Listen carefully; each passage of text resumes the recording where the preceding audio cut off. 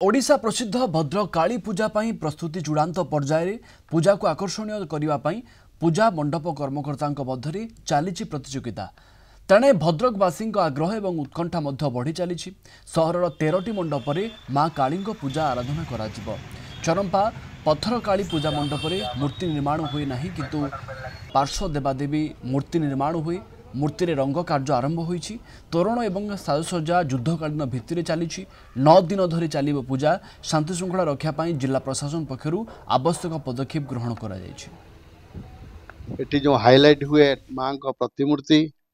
एठी परिवेश स्वच्छ लोक माने शांति श्रृंखला आसिकी मां को दर्शन करती मां को आशीर्वाद भिक्षा करती एठी प्रतिवर्ष मध्य प्रशासन आम प्रति सहयोग रही प्रशासन एटी आमको जो जो क्राइटेरिया देइछंती सीसीटीवी लगेया बा फायर सेफ्टी इलेक्ट्रिक सेफ्टी आम से गुड़े को सब मानि थाऊ आउ लोक माने कि शांति श्रृंखला भाव में ठाकुर दर्शन करेंगे माँ का आशीर्वाद से चेष्टा में कर मझर वर्ष छाड़ चल अन्न जगह को अन्न मिस्त्री करते पुणी वर्ष आरंभ माँ जो चेहरा जो प्रकार हवा कथा से हो साइट मूर्ति आमर दुईटा गोटे पाखर चाणूर बधा कंस पंचायत गड़ी पड़ी सी विष गोटे आ गोटे आधुनिक ये जो छोट कन्या बाहर कर गोटे वयस्क लोक सागर ये गोटे अपराध पुलिस आसिक अरेस्ट कर प्रशासन तरफ जो प्रस्तुति दिखाई 20 तारीख राति माँ श्यामा काली पूजा पाइबे 21 रु 29 हम आम मेला यह प्रशासन आ राजनेता मान सहयोग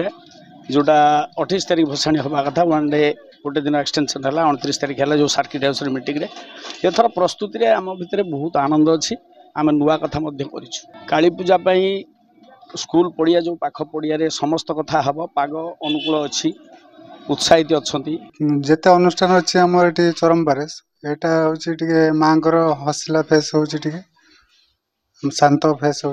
गोटे साइड आमर आधुनिक जोटा ऑपरेशन सिंदूर आ गोटे लेफ्ट साइड पौराणिक से सीता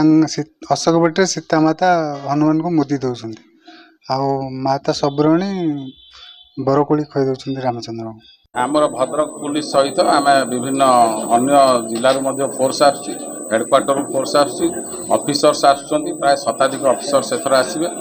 तो से हिसाब से आम रिक्वेशन देचु आम चेष्टा करूँ फुल प्रूफ अरेंजमेंट हम मुख्यतः ए रोचे क्राउड मैनेजमेंट आउ ट्रैफिक मैनेजमेंट एनएसटी जाइए तेणु गत वर्ष जहाँ होता जहाँ लुक होल्स ताकू आम रेक्टिफाई करने सब प्रकार आम योजना करूँ तेणु आम आशा करूँ एथर कौन प्रकार असुविधा हेनी।